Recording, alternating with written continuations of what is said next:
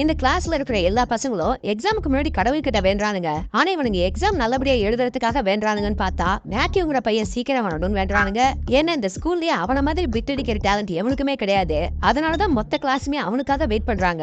பார்த்தா அவன் உள்ள நுழையும் போதே அவன் வேலையை கட்ட ஆரம்பிச்சிடறான். ஃபர்ஸ்ட் ஒரு பையன் கிட்ட ஸ்கேல கொடுத்துட்டு போறான். இன்னொரு பொண்ணு கிட்ட ஜாமெட்ரி பாக்ஸ், எரேசர், பென்சில்னு ஒவ்வொருத்தர்கிட்டயும் ஒவ்வொரு பொருளா கொடுத்துறான். இப்ப அடுத்த கொஞ்ச நேரத்துல எக்ஸாமும் ஸ்டார்ட் ஆயிடுது. அப்ப ஒரு பொண்ணு கையில இருக்கிற மெகந்திலேயே ஃபார்முலா எழுதி வச்சிருக்கா. அடுத்து ஜாமெட்ரி பாக்ஸ திறந்தா கடவுள் போட்டோக்கு பின்னால பிட்டுக்குன்னு ஒரு புக்கே எழுதி வச்சிருக்கானுங்க. அதே மாதிரி இவன் கொடுத்த ஸ்கேல திருப்புனா அதுலயுமே ஒரு பேஜுக்கு எழுதி இருக்கு.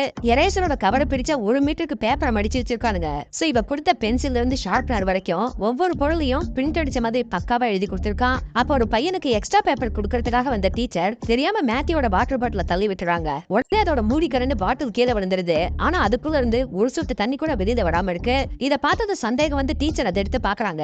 பார்த்தா பாட்டில லேமினேட் பண்ணி வச்சுட்டு மூடியில பிட்டு எழுதி வச்சிருக்கா. சோ உடனே இவனை பிரின்சிபல் கிட்ட கூட்டிட்டு போயிடுறாங்க.